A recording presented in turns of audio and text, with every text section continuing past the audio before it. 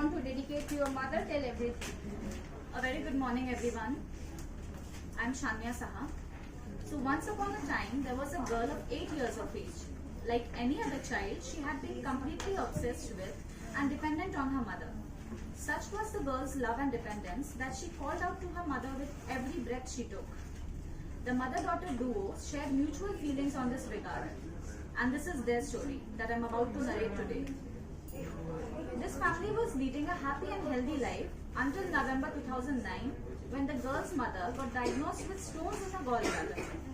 She was supposed to get a minor operation done, which went well. But 2 days after she was discharged, she had her daughter lying in her lap and was stroking her hairs when all of a sudden she claimed that her vision was getting blurry until she couldn't see at all. She started freaking out, and so did her daughter. She was losing and gaining consciousness within the click of a finger. A doctor was called, and he said that she had a 5% chance of surviving, since during the operation some vital vein of hers was cut and the entire blood had drained down her body. Taking her to the hospital would have been of no use. Still, her husband insisted on doing that, and an ambulance was called. In there, the mother started losing her memory, and then all of a sudden started screaming for her child. The daughter held her mother's palm to her face and wailed, ensuring her that she was there with her mother. The mother was taken to the operation theatre where she got operated, but it turned out to be unsuccessful. Meanwhile, her daughter realized there will not be a single chance of her surviving. So that 8-year-old did what she thought was best. She remembered her parents asking her not to touch the insecticidal chalk, as it would be fatal if ingested. So she started looking for it, but unfortunately, or rather fortunately, her hands couldn't reach the top of the window pelmet where it was kept. That was when she got to know that her mother's second operation had again failed.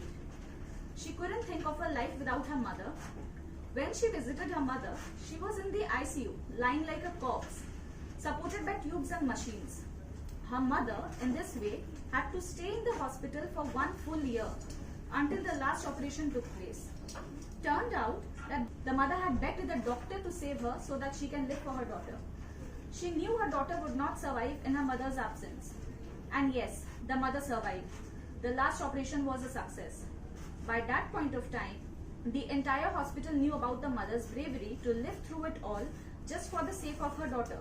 The mother was called the Army Lady out of respect by the hospital staffs and doctors. She is still referred as that by her doctor when she goes for her regular checkups, who himself claims her survival and determination as a miracle. She returned to her home, to her beloved daughter, and the duo could not be ever separated, touch wood. They both lived through the 5% of chance of the mother's survival. Even though her life still possesses a potential threat, she continues to thrive. The girl in this story is no other than your narrator herself. This is the story of my mother, and I can proudly say that we both have been rebellious enough to stand by the challenges of life and come out of it as winners. This narration is dedicated to my brave mother. Thank you.